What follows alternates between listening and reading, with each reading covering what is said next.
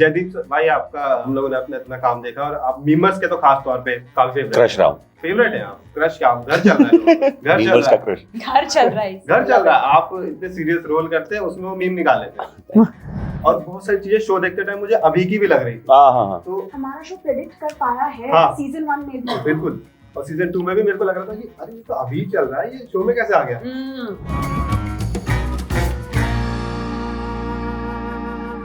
Hello, welcome to old famous honest reviews. Thank you. Big fan of all of you. Thank you. Sonali ma'am, आपसे थोड़ा मैं नाराज हूँ। क्यों? एक्चुअली मैम, पूरी जनरेशन आप हमारा क्रश रही हैं और नेशनल क्रश के पहले यही थी। यही थी मैम ही थी। क्रश हमें पता ही आपसे चला था। अच्छा, ये क्रश होता है। How sweet. ऐसा था। रियली? तो welcome to the gang bro. तो मैम ऐसा हुआ, मैंने बहुत सारी फिल्में आपकी बचपन में देखी, तो मैं देखता था कि मोस्ट ऑफ द फिल्म्स ऐसा होता था कि आप हीरो के पीछे होते थे। तो मुझे लगा कि ऐसा सच में होता है। तो मैं बॉयज स्कूल से पढ़ा, मेरे को सपना था मैं कॉलेज जाऊंगा, ऐसे सोनाली मैम जैसे एक सुंदर लड़की आएगी, मुझसे बात करेंगे, हो जाएगा। हाँ। तो मैं कॉलेज गया और वहाँ पे कुछ भी ऐसा नहीं हुआ। 3 साल मेरे 4 साल ऐसे ही निकल गए। इंजीनियरिंग में था क्या? नहीं, मैं 1 साल फेल हो गया था। अच्छा। 3 साल का कोर्स था डीयू में, लेकिन मैं 1 साल फेल हो गया था। 4 साल चले गए। हाँ। तो ऐसा हो गया। पर श्रेया मैम, मैं आपको बिल्कुल नाराजगी का मौका नहीं दूंगा।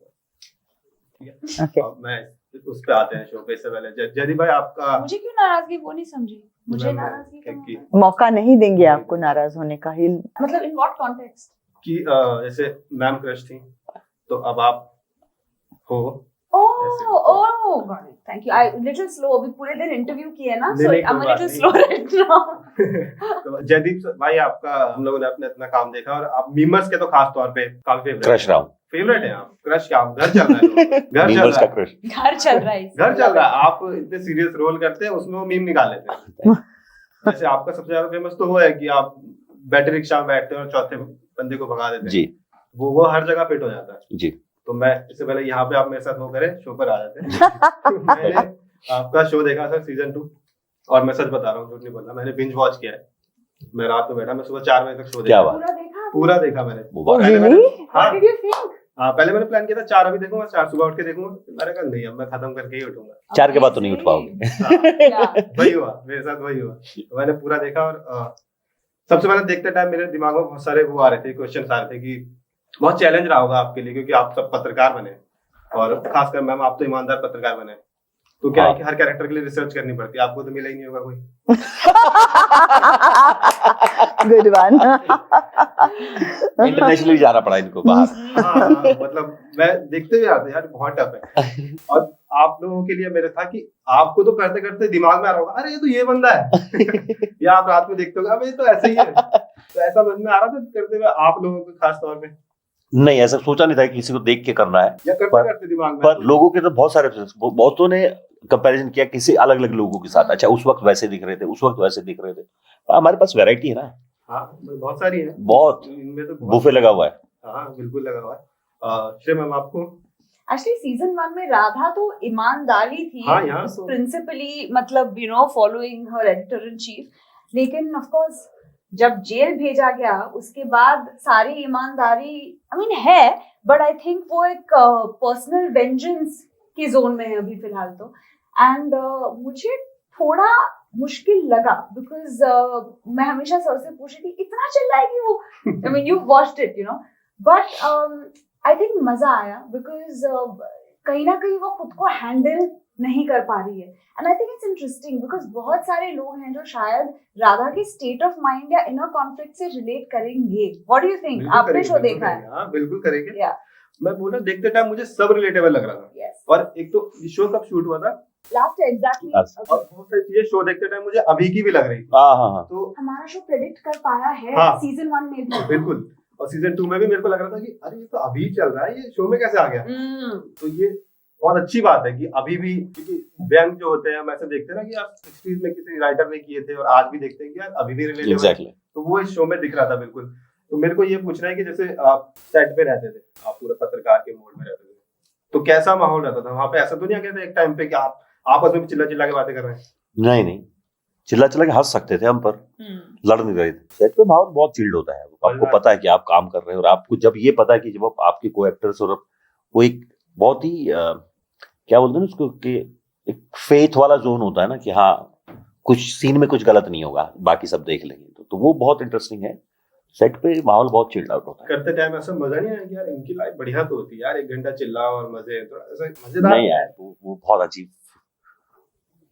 अजीब लगता है वो कि यार ये जीवन है किसी का है। बहुत इंटरेस्टिंग है वो देखना, बट किसी हद तक स्केरी हो। शो में देखते हुए दिख रहा था कि 2 लोग हैं जो एक एजेंडा चलाते हैं और तीसरे आप हैं जो निष्पक्ष होके पत्रकारिता करते हैं, तो वो दिख रहा है कि कितना टफ है आपके लिए, और ये आज के टाइम में भी हो रहा है। तो मतलब मेरा यही सवाल है कि सच बोलना वाकई इस दुनिया में भी टफ है या ये स्क्रीन पे है? पर आई थिंक सच बोलना हमेशा ही डिफिकल्ट रहा है, और ये आज की बात नहीं है, हमेशा से यही रहा है।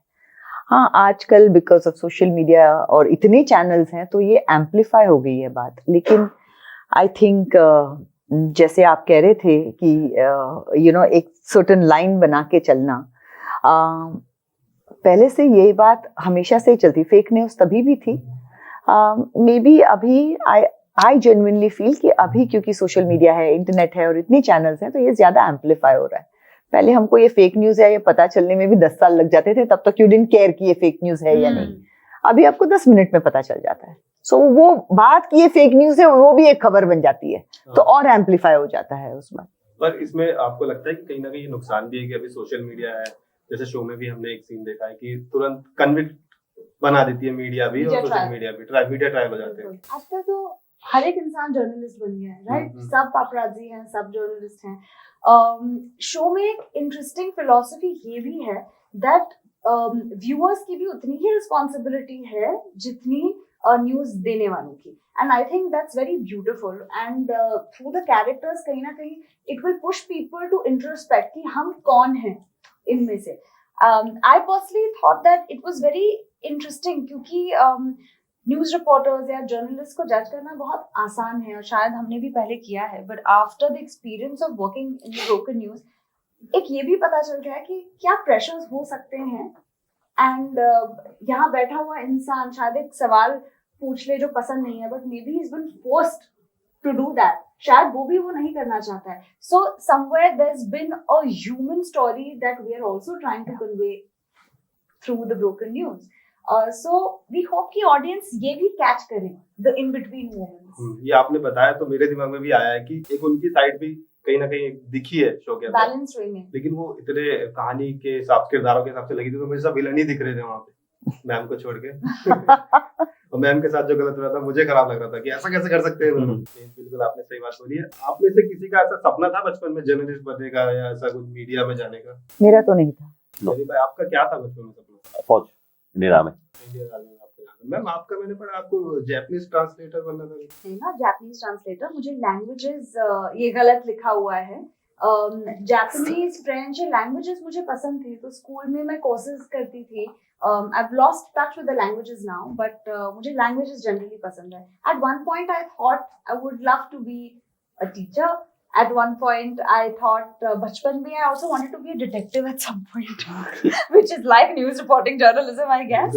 I would read a lot of Enid Blyton books, and when I was really young, बहुत कुछ चीजें करनी थी, but eventually I think the performing arts is something that just drew me. Set पे आप सब जर्नलिस्ट बन के आप 2 महीने आपने जो शूट किया है किरदार में रहते थे, कभी ऐसा किया कि जयदीप भाई किसी को बैठ के सवाल जवाब करने शुरू कर दिए? नहीं भाई, एक्टर खत्म।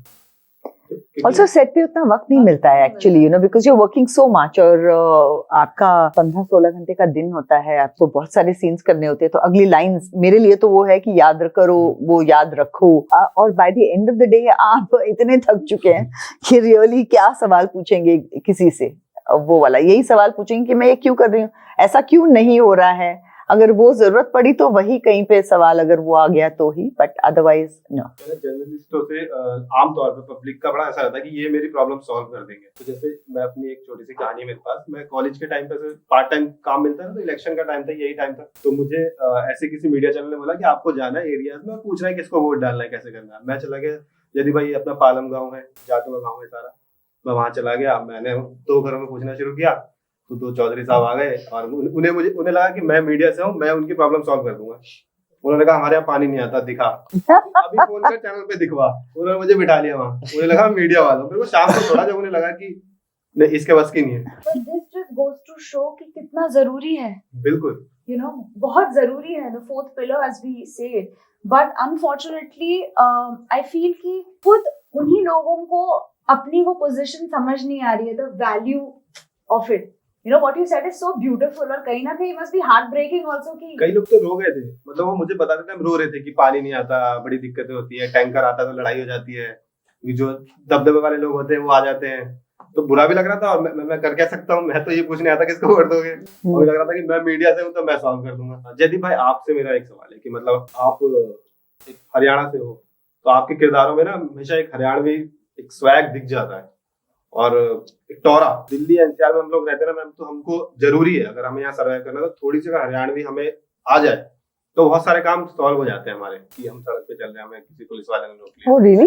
हाँ, तो थोड़ा सा अगर हरियाणवी, जयदीप भाई को पता है, थोड़ा सा हरियाणवी में बोल दिया भाई, तो अच्छा हरियाणा से, हाँ जी, जा छोड़िए। ये लुक ही काफी है। तो जयदीप भाई का तो नेचुरली है, हमें थोड़ा सीखना पड़ता। तो मैं पूछा था भाई, ये स्वैग मतलब मैं थोड़ा सा जान पब्लिक के लिए कि टोरा कैसे लाया जाए, थोड़ा सा नहीं ला सकते, थोड़ा बहुत कुछ भी नहीं तो पैदा नहीं आ सकता, पैदा होना पड़ेगा, पैदा होता है, काम नहीं आपको चलेगा। वहां से पैदा होना पड़ेगा। थैंक यू सो मच आप सबका टाइम देने के लिए। और Z5 पे मैंने शो देखा ब्रोकन न्यूज सीजन 2, और मुझे सच में बहुत मजा आया। मैं यहाँ बैठा हूँ आप लोगों के साथ। I have to tell you कि हमने पूरा शो नहीं देखा है मैंने अभी देख तक। लिया, आपने देखा है हमारे पहले। आपसे पहले मैंने देख लिया है, मुझे बहुत मजा आया। और मीम की बात हो रही थी, तो जयदीप भाई आपकी जो मीम की मैंने बात करी थी, मैं चाहता हूँ हम उसे रिक्रिएट कर लें। आप तीनों यहाँ खड़े हो, किसी काम के लिए बोल सकते हो कि चलो शो देखने चल रहे हैं, मैं पीछे जाऊंगा, चलो चलो, तो आपको वही रिएक्शन देगा। अरे नहीं यार, हाँ जयदीप भाई प्लीज, मजा आ जाएगा। चलो करवाई दिया मैंने। रियलिस्टिक चले होना भी है। ब्रोकन न्यूज क्या क्या हाँ, क्या?